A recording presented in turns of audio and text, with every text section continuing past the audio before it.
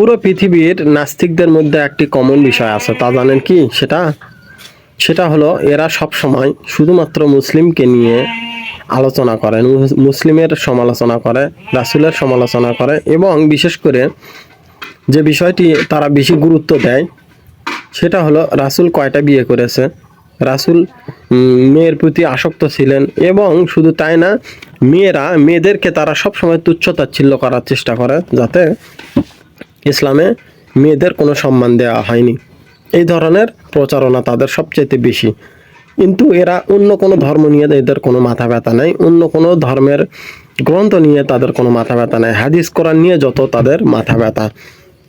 আপনার বিশেষ করে আমাদের সাউথ এশিয়ার যে সকল নাস্তিকগুলো রয়েছে তাদের প্রচারণায় এটা, তারা হিন্দু, খ্রিস্টান, বৌদ্ধ, ইহুদি এদের ধর্মের কোনো কিছু তারা পড়বে না, শিখ এদেরকে নিয়ে তাদের কোনো মাথা ব্যথা নেই। তারা শুধুমাত্র আপনার কোরআনকে নিয়ে আলোচনা করবে, হাদিসকে নিয়ে আলোচনা করবে, নারীকে নিয়ে আলোচনা করবে, এবং রাসূল সাল্লাল্লাহু আলাইহি সাল্লামকে নিয়ে আলোচনা করবে।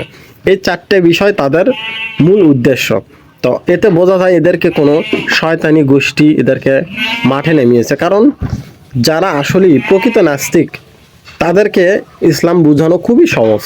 মানে একজন আস্তিকের চাইতে একজন নাস্তিককে ইসলামের শিক্ষা দেওয়া খুবই সহজ, কারণ তারা অলরেডি অন্য কোনো ধর্মকে বিলিভ করে না, অন্য কোনো আল্লাহকে বিলিভ করে না।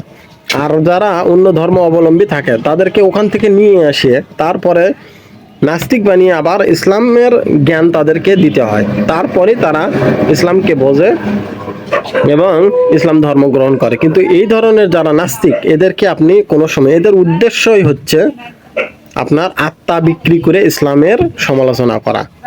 এরা শয়তানের কাছে নিজের আত্মা বিক্রি করেছে এবং কোনো গোষ্ঠী এদেরকে লালন পালন করে, এবং এরা কিন্তু এর বাইরে যেতে পারবে না। এই নাস্তিকগুলো তাদের এই উদ্দেশ্যের বাইরে যেতে পারবে না, এদেরকে বলতে হবে যতদিন বাঁচবে তারা নাস্তিক অবস্থায় থাকবে।